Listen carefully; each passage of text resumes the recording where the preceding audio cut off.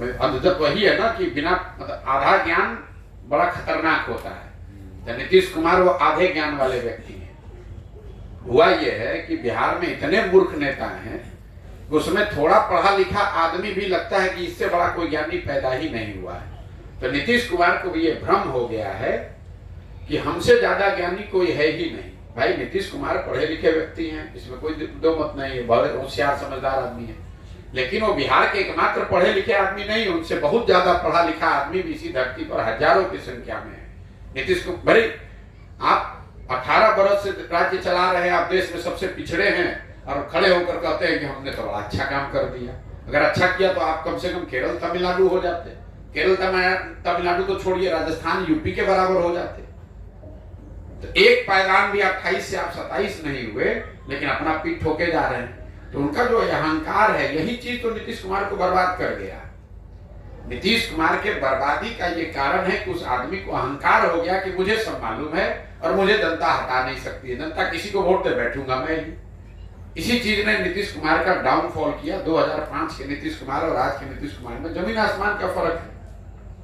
शराबबंदी को लेकर जो मैं आपको बात बता रहा था कि इसका कोई दुनिया में प्रमाण नहीं है कि शराबबंदी के जरिए आप समाज का या अपना आर्थिक सामाजिक उत्थान कर सकते हैं। गांधी जी ने शराबबंदी के लिए कानून बनाने की बात कहीं नहीं कही।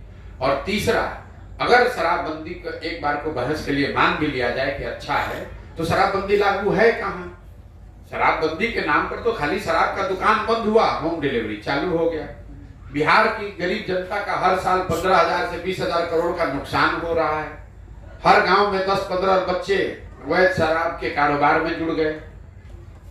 और ये पैसा जो नुकसान हो रहा है जा कहां रहा है? ये बिहार के भ्रष्ट शराब माफिया और अफसरों के जेब में जा रहा है। बच्चे शराब का कारोबार कर रहे हैं, गलत काम में लग रहे हैं। पूरे जितने नेपाल से लगते हुए एरिया हैं, उसमें जहां जाइए गांव में लोग बता रहे हैं इस तरह के ड्रग्स का कारोबार हो रहा है जो बिहार ने कभी देखा नहीं है। और जिन महिलाओं के नाम पर इसको किया गया, आपने अभी, मैं आ रहा हूं मौत के आंकड़े पर, बिल्कुल गलत है। शराबबंदी लागू होने के बाद से अभी तक 6,37,000 से ज्यादा केस किए गए हैं शराबबंदी कानून के तहत। उसमें करीब 1.25 लाख लोग आज भी कोर्ट और थानों के चक्कर लगा रहे हैं। ये 1.25 लाख लोग जब एक बार आप थाने में पड़ गए, जेल चले गए, तो सबसे ज्यादा परेशानी भी उस घर की महिला को है। पुरुष पकड़ लिया गया, महिला बेचारी दौड़ रही है थाने में, कोर्ट में, जो भी बचा कुचा है वो भी बिक जा रहा है उनका। तो ना इसका कोई आधार है, ना कोई इसका मोरल आधार है, ना ये जमीन पर लागू है। नुकसान अलग हो रहा है, महिलाएं अलग परेशान हो रही है। लेकिन नीतीश कुमार का जिद है, कहना नहीं यही लागू रहेगा। पूरे बिहार में शराब बिक रहा है, कह रहा नहीं शराबबंदी लागू है। आपने कहा 134 लोगों की मौत। ये 134 लोग तो वो है जो रिपोर्टेड मौत है। जहरीली शराब से होने वाली मौत की संख्या यहाँ हजारों में है। हर पंचायत में मैं जब चल रहा हूँ लोग बता रहे हैं, वो तो पुलिस प्रशासन के डर से वो केस ही नहीं करता है कि जो जिसकी दुखद मृत्यु हुई वो हुई। अगर जाके कहेंगे कि शराब पीने से हुई है तो शराबबंदी के नाम पर उस पर केस अलग से हो जाएगा। ये तो जब बड़ा 25, 30, 40 लोगों की मृत्यु होती है तो सरकार छुपा नहीं सकती है, तो उसको वो खबर आती है। आप तो पत्रकारिता करते हैं, हर पंचायत में मैं आपको डाटा दे सकता हूं कि कितने लोगों की मृत्यु अवैध शराब पीने से, गलत शराब पीने से हुई है। लेकिन सरकार को कोई असर नहीं है। नीतीश कुमार खड़ा होकर कह रहा है जो पिएगा वो मरेगा। अपनी गलती का कोई एहसास नहीं है। सर, एक आखिरी सवाल। नीतीश कुमार ने कहा है कि मैं साफ करना चाहता हूं कि मुझे कुछ नहीं चाहिए, लेकिन आगे की सभी चीजें तय कर ली जाए अगली इंडिया गुट की बैठक में। क्या तय करना चाहते हैं नीतीश कुमार? अरे नीतीश कुमार को सुन कौन रहा है? मतलब आप लोग जबरदस्ती का नीतीश कुमार को इतना बड़ा नेता बताते हैं, जैसे लग रहा है कि अब इन्हीं से देश की राजनीति चल रहा है। मेरे भाई, नीतीश कुमार की राजनीति का ये अंतिम दौर चल रहा है। आप बिहार में पत्रकारिता करते हैं, राजनीति करते हैं, हम लोग के मुख्यमंत्री हैं, तो उस नजरिए से आप उनकी चर्चा करते हैं। नीतीश कुमार को पक्ष में या विपक्ष में कोई नहीं पूछ रहा है कि आप हैं कौन। जब वो एनडीए में थे तो कई बार भाजपा ने इनको बुलाकर एक को बार पूछा कि क्या करना है, नहीं करना है। उसी तरह आप इंडिया में आए हैं तो यहाँ भी कोई नहीं पूछ रहा है। पटना में जो बैठक हुई तो यहाँ लोगों ने बड़ा हल्ला मचाया, अरे नीतीश कुमार प्रधानमंत्री के दावेदार हो गए, चेहरा हो गए। फिर वो नहीं हुआ तो कहा अच्छा इसके संयोजक हो जाएंगे, वो भी नहीं हुआ तो कहा अच्छा इसी का नामकरण नीतीश बाबू करेंगे।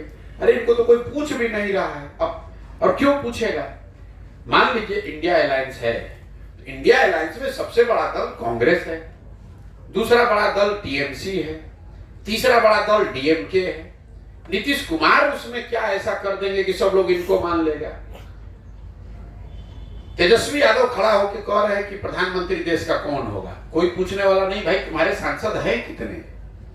543 के लोकसभा में आरजेडी के 0 सांसद हैं, और कह रहा है कि प्रधानमंत्री कौन होगा हम तय करेंगे। ये तो ऐसे होगा कि हम यहां से बैठ के कहें कि अमेरिका का राष्ट्रपति कौन होगा। अरे अपने ही मुंह से कहना है तो देश का प्रधानमंत्री का है, अमेरिका का राष्ट्रपति भी आप ही तय कर दीजिए बिहार से। ये बड़बोले लोग हैं, आरजेडी के लोग बड़बोले हैं। कहता है देश का प्रधानमंत्री कौन है। भाई तुमसे पूछ कौन रहा है?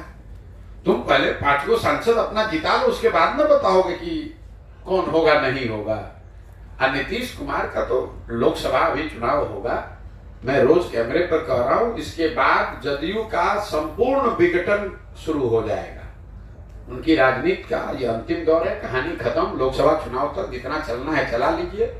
उनके दल में आप देखिएगा इतनी भगदड़ मचेगी लोकसभा के बाद। उस दल का अगर विघटन न हो जाए तो आप हमको बुला लीजिएगा, हम कैमरे पर नीतीश कुमार से खड़े होकर माफी मांग लेंगे। उनके दल का विघटन होना ही होना है लोकसभा चुनाव तक, जितना चलना है चल लेने दीजिए।